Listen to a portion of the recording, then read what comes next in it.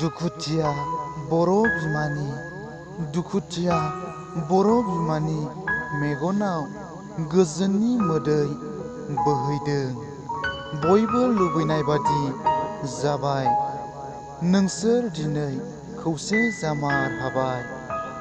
नोंसोरनि थांखिया गावस्रानायनि नंखायामोन। खोमसि गोसोम जोमै दाखानि थाखायसो नोंसोर लामा आन्दायबायनांदोंमोन।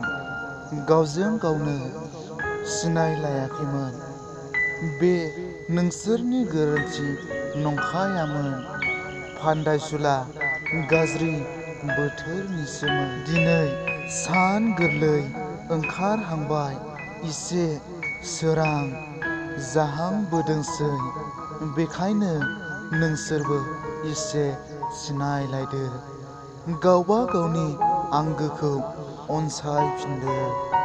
हारिनि थै सोबग्रा सुथुरफोरखौ फोजोबस्रांनानै हारिखौ रैखा होनो थाखायनो नोंसोरो गावसोरनि बेसेन गोसा जिउखौबो दान होनानै ओंखारलांदोंमोन।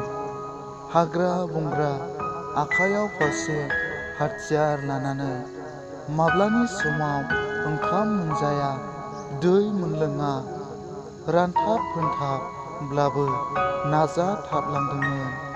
सम सम गावनि आंगोथिखौबो सुथुरनि आखायाव खोमानांदोंमोन। खास्रि बिस्रिनो होसो होसो बुथार जादोंमोन। हमनानै बुख्रुब सुख्रुब खालामजादोंमोन। होमब्लाबो नोंसोर गिनानै उन जाना थायासै।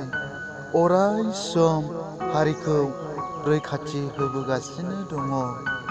दिनै नोंसोरनि सिमांआ मोगथांसै।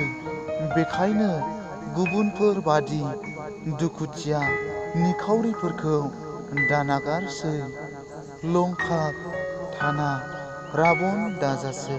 खन्थाइ मुलुगखौ मोजां मोनग्रा आंनि आंगो लोगो नोंथांमोन, बे खन्थाइ आवरायनायनि सायाव माबाफोर गोरोन्थि नुदोंब्ला आसि दिन्थिनानै कमेन्टआव खिन्थाहर।